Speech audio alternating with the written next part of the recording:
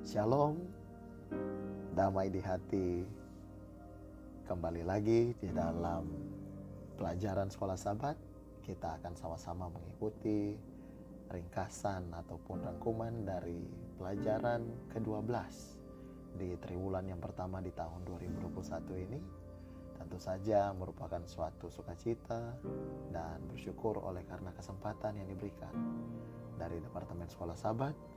Kita akan sama-sama mengikuti pelajaran yang begitu menarik yang sudah kita pelajari sepanjang 1 minggu ini, dan akan kita diskusikan kembali di dalam kegiatan kelompok Sekolah Sabat di hari Sabat ini lewat. Kita sudah berada di pelajaran yang ke-12 dengan judul Kerinduan Bangsa-Bangsa. Ayat hafalannya saya bacakan. Bangsa-bangsa berduyun-duyun datang kepada terangmu, dan raja-raja kepada cahaya yang terbit bagimu. Yesaya 60 ayat yang ketiga. Ketika saya mempelajari setiap hari dalam pelajaran Sekolah Sabat ini, ada begitu banyak pelajaran yang indah. Ada begitu banyak pesan yang bisa kita renungkan dan tentu saja bisa menjadi bagian dalam kehidupan kita setiap hari. Bisa kita aplikasikan bagaimana Yesaya di dalam pelajaran atau di dalam bukunya di pelajaran yang ke-12 ini lebih khusus dan spesifik lagi membahas dalam Yesaya pasal 59 dan Yesaya pasal 60 serta 61 setiap hari. Rasa rindu ya di dalam judul besar dari pelajaran yang ke-12 ini, ketika saya mengecek di dalam Kamus Besar Bahasa Indonesia, rindu itu berarti sangat ingin dan berharap benar terhadap sesuatu, ataupun dapat diartikan juga rindu itu seperti memiliki keinginan yang kuat. Luar biasa ya apa yang disampaikan di dalam pelajaran ini, berarti bangsa-bangsa yang mewakili ungkapan bahwa semua orang atau jumlah orang yang begitu banyak, ya bisa kita katakan setiap orang punya suatu keinginan, punya suatu pengharapan yang luar biasa, yang benar terhadap sesuatu, apa itu ya, dan punya keinginan yang kuat untuk mendapatkan sesuatu, untuk merasakan. Kalau di dalam pelajaran Sekolah Sabat ini kita melihat bagaimana kerinduan dari bangsa-bangsa untuk boleh menerima akan rahmat Tuhan, untuk boleh melewati hari pembalasan Tuhan, untuk boleh memiliki iman yang teguh ya. Dan ada begitu banyak hal-hal lagi, pesan yang penting yang bisa kita ikuti bersama-sama di dalam pelajaran ini. Di dalam pelajaran pendahuluan ada 3 konsep yang saya dapati di sana, yaitu di saat kita belajar, ya, di saat kita percaya, dan di saat kita bergantung sepenuhnya kepada Tuhan. Kita belajar firman Tuhan, di dalamnya ada doa, ada ketekunan, kita percaya kepada janji-janji Tuhan, ada begitu banyak kuasa yang Tuhan tunjukkan, janji dan mujizat Tuhan yang selalu nyata, dan kita bergantung sepenuhnya kepada kebaikan Yesus sebagai juru selamat yang tentu saja mengampuni dosa saya dan saudara-saudara. Maka rasa rindu itu, maka kita akan menerima semua pertolongan yang kita butuhkan di dalam kehidupan kita. Pelajaran Sekolah Sabat ini ada alurnya, mulai dari pelajaran hari Minggu sampai dengan hari Kamis, di mana kita diingatkan kembali atau kita mempelajari tentang bagaimana dampak yang luar biasa dari dosa itu sendiri. Bagaimana dosa yang digambarkan dalam pelajaran ini bahkan memutus hubungan saya dan saudara, memutus hubungan kita sebagai manusia dengan Tuhan. Muncul suatu statement, kenapa Tuhan menjanjikan di saat kita berseru, Tuhan pasti mendengarkan. Di saat kita menyampaikan dan kita memohon kepada Tuhan, pasti Tuhan akan datang dan menjawab. Tapi di dalam pendahuluan, seakan-akan kita tidak dapat menerima janji tersebut. Seakan-akan Yesus tidak mau melakukan atau memenuhi janjinya kepada kita. Muncul suatu pertanyaan, kenapa seperti itu? Nah, di dalam Yesaya 59 ayat 2 dengan jelas dituliskan di sana bahwa itu semua terjadi oleh karena dosa, karena kejahatan manusia. Ya, dosa yang menjadi pemisah hubungan kita, saya dan saudara dengan Tuhan. Dosa menghancurkan hubungan kita dengan Tuhan dan menuntun kita kepada kehancuran-kehancuran atau pengalaman yang lebih buruk lagi. Ini dampak yang luar biasa, efek dari dosa itu sendiri. Dosa berlawanan dengan prinsip Tuhan, yaitu kasih. Karena dosa itu ya, dari awal ketika manusia jatuh oleh karena dosa, oleh karena keputusan untuk memilih melakukan yang menentang Tuhan. Dosa menyebabkan kita menolak tawaran Tuhan di dalam kehidupan kita. Ya. Inilah yang ingin digambarkan oleh pendahuluan di dalam Yesaya pasal 59. Luar biasanya efek dosa itu. Luar biasanya dampak yang ditunjukkan kalau kita tidak mau berpaling. Kalau kita lebih mengikuti keinginan diri kita sendiri. Ya, kita menolak akan janji Tuhan, kita tidak menghirau, kita tidak menerima akan tawaran Tuhan untuk kita sebagai manusia menerima keselamatan itu. Padahal di dalam bagian yang kedua dari Yesaya 59, yaitu ayat 15 sampai dengan yang ke-21, dengan jelas menggambarkan ada janji di sana. Ya. Siapakah yang diampuni? Kita menerima dan mengerti bahwa semua manusia telah berdosa. Hanya dengan iman kita menerima karunia kebenaran Allah melalui satu jalan, yaitu pengorbanan Yesus Kristus itu sendiri. Allah sangat setia dan adil. Allah sangat mengasihi saya dan saudara, dan Dia sanggup untuk memberikan pengampunan dalam hal yang sudah dilakukan oleh Yesus Kristus sendiri. Mati di atas kayu salib menebus saya dan saudara dari dosa, menggantikan saya dan saudara. Ingat, iman yang kita tunjukkan di dalam Yakobus 2 ayat 17 menyampaikan dengan jelas bahwa iman tanpa perbuatan pada hakikatnya itu adalah mati. Suatu korelasi yang sangat signifikan, yang begitu jelas digambarkan. Kita menerima kasih karunia dengan iman, dan iman itu harus ditunjukkan dengan perbuatan. Iman yang bekerja oleh kasih. Buah atau aplikasi dari iman itu sendiri adalah perbuatan kasih. Sangat relevan dengan pelajaran yang sebelumnya, pelajaran yang ke-11, melaksanakan kasih dalam kehidupan kita. Ada satu kutipan catatan dalam pelajaran sekolah sahabat kita menjelaskan bagaimana perbuatan adalah ekspresi secara luar, perwujudan dari manusia yang memiliki iman yang menyelamatkan. Dengan demikian, pengalaman Kristen yang benar adalah pengalaman di mana iman dinyatakan dalam komitmen setiap hari kepada Tuhan yang ditunjukkan oleh penurutan kepada hukum. Tuhan sudah jelas memberikan janji penebusan itu.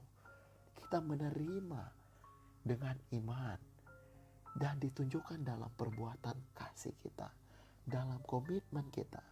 Jelas bahwa buah iman itu hasil aplikasi perbuatan oleh iman. Kita menunjukkan bahwa Yesuslah yang bersinar. Yesuslah yang muncul dalam kehidupan saya dan saudara.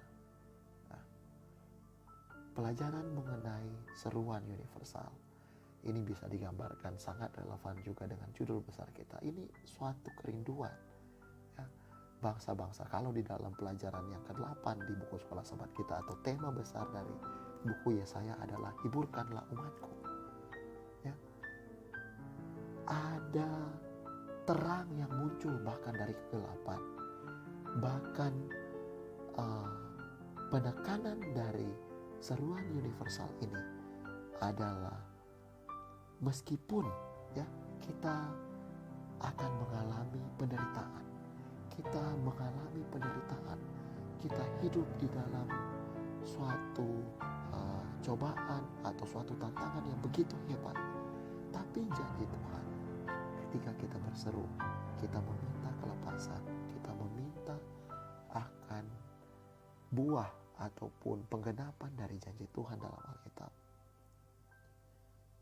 Contoh yang begitu jelas yaitu mengenai Abraham. Ketika dia diuji, imannya, Abraham disebut sebagai bapa dari segala orang percaya. Imannya diuji, melihat bagaimana kesetiaan Tuhan atau bukti nyata buah dari iman tersebut. Ditunjukkan di dalam perbuatan Abraham. Ketika dia diuji, dia menang atas ujian tersebut. Menunjukkan bahwa imannya yang begitu kuat, begitu tekad yang kuat, komitmennya kepada Tuhan, dia yakin, percaya sepenuhnya kepada Bapa yang di sorga. Apa yang menjadi tugas kita? Apa yang menjadi bagian saya dan saudara? Ya, kita bertanggung jawab bukan hanya bagi iman kita secara pribadi. Oleh karena itu iman itu harus ditunjukkan dalam perbuatan. Boleh memberikan pengaruh untuk saudara-saudara kita yang lain yang belum mengenal kebenaran Tuhan, yang belum mengerti akan kebenaran Tuhan. Apa peran saya dan saudara ya? Kita memberikan terang kasih Tuhan, perbuatan-perbuatan yang baik sebagai buah dari iman itu kepada orang lain. Begitu banyak orang yang berseru untuk mendapatkan penebusan, ataupun orang-orang berseru untuk boleh merasakan bagaimana Tuhan menunjukkan kasih setia Tuhan kepada mereka. Mari kita tunjukkan dalam kehidupan kita setiap saat, setiap hari. Bagian terakhir di dalam pelajaran sekolah sahabat kita sepanjang 1 minggu ini ada 2 hal yang kelihatannya bertolak belakang. Menyampaikan bagaimana tahun rahmat Tuhan dan juga hari pembalasan. Tuhan menyampaikan bahwa tahun rahmat itu sendiri adalah tahun kelepasan. Berhubungan dengan pelajaran hari Selasa atau bahkan pelajaran-pelajaran sebelumnya, bahkan tema besar dari buku Yesaya ini. Ada Mesias sebagai pembebas yang memberikan kemerdekaan, yang memberikan kelepasan, yang memberikan kemenangan dari setiap pergumulan, penderitaan, pencobaan yang dihadapi oleh manusia. Ya. Bahkan ini disampaikan secara langsung bahwa Mesias itu sendiri memberikan kelegaan, memberikan penggenapan atas nubuatan bahwa kita tidak akan selamanya menderita, tapi kita akan menerima tahun rahmat Tuhan. Setiap orang kita akan menerima pembebasan itu. Kita akan menerima janji bahwa Tuhan sanggup memberikan kemenangan, sanggup menuntun kita melewati setiap penderitaan kita. Luar biasa Allah kita. Dan bukan hanya itu saja. Dimulai dengan merasakan bagaimana dampak dari dosa, bagaimana efek dari dosa, dan kita hanya menerima keselamatan yang sudah dilakukan oleh Bapa di surga, oleh Yesus Kristus. Di dalam iman kita menunjukkan perbuatan yang baik, melaksanakan kasih, dan kita mampu menunjukkan itu sebagai terang bagi orang lain. Kita boleh menerima janji dari Tuhan. Orang-orang lain pun merasakan janji Tuhan. Namun ingat bahwa ada hari pembalasan. Oh, muncul pertanyaan, apakah Tuhan itu bertolak belakang atau kontroversi ketika dia menyatakan bahwa dia kasih, tapi kenapa ada pembalasan? Nah, ingat, keterbatasan saya dan saudara sebagai manusia, Allah kita adalah Allah yang sempurna, Allah yang penuh hikmat dan rahmat yang tidak terbatas. Dia sanggup membawa keadilan dan pembalasan dengan cara yang adil. Keadilan dan kasih diterapkan secara bersamaan. Itu hanya kuasa dan rahmat Tuhan saja. Manusia dengan keterbatasan dan kekurangan kita, ketika kita mencoba melakukan itu, kita akan menjadi tidak konsisten ya. Dikatakan kita akan melihat begitu banyak kesalahan dan kelemahan-kelemahan, sehingga sulit bagi manusia untuk memahami karakter Allah yang penuh dengan kasih. Dan di saat yang bersamaan, ketika ada waktu yang sudah ditentukan oleh Tuhan, ketika Dia datang untuk menjemput saya dan saudara, itu adalah hari kelepasan bagi umat yang percaya, yang menerima janji Tuhan. Tapi bagi orang yang memutuskan, yang memilih untuk tetap hidup di dalam dosa, yang memilih untuk melakukan keinginan-keinginannya, yang memilih untuk menolak janji, bahkan penebusan yang telah Tuhan lakukan, maka ada saat di mana manusia dengan begitu berat ya, dengan begitu sedih akan menerima hari pembalasan Tuhan. Padahal Tuhan sendiri menginginkan bahwa kalau boleh tidak ada satupun orang yang binasa. Sehingga dengan kuasa Tuhan saja dan dengan perbuatan iman kita kepada Tuhan, kita mampu menunjukkan bahwa kita adalah umat Tuhan, meninggalkan segala dosa, meninggalkan segala perbuatan jahat kita, segala kejahatan manusia, dan memilih untuk terus bersama-sama dengan Tuhan, menunjukkan bahwa Tuhan itu nyata dalam kehidupan kita. Keadilan Allah, kasih Tuhan begitu jelas. Kerinduan bangsa-bangsa, kerinduan setiap umat boleh menerima hari atau tahun rahmat Tuhan, boleh menerima setiap berkat yang Tuhan sudah janjikan,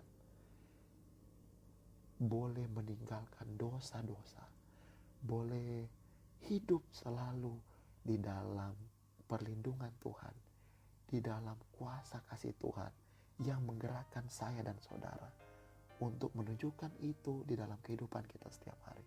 Tunjukkanlah iman saya dan saudara bahwa perbuatan kita benar-benar itulah yang menjadi bukti nyata dilihat oleh orang lain bahwa benar Yesus hidup. Kita benar-benar berharap kepada Yesus Tuhan kita, kepada janjinya. Kita benar-benar rindu. Kita memiliki keinginan yang kuat untuk menunjukkan bahwa Yesus nyata di dalam kehidupan saya dan saudara. Jangan takut. Tuhan, Roh Kudus akan selalu menyertai saya dan saudara di dalam kita menunjukkan perbuatan kasih kita, di dalam kita menunjukkan Tuhan yang selalu nyata di dalam setiap kehidupan kita. Mari saudara-saudaraku, himbauan untuk kita, ketika Yesus sudah menebus saya dan saudara, kita memahami secara jelas pelajaran ini. Berkat penyertaan Allah, kita boleh mengajak orang lain pun menerima berkat tersebut, boleh menerima janji Tuhan, dan dengan pertolongan Tuhan menikmati kelepasan, menikmati janji-janji berkat Tuhan, menikmati karunia keselamatan yang Tuhan sudah berikan. Kita hidup terus bersama-sama dengan Tuhan. Janji Tuhan, aku menyertai kamu senantiasa sampai kepada akhir zaman. Kiranya Tuhan memberkati kita di dalam kehidupan kita setiap hari. Saya bawa dalam nama Yesus.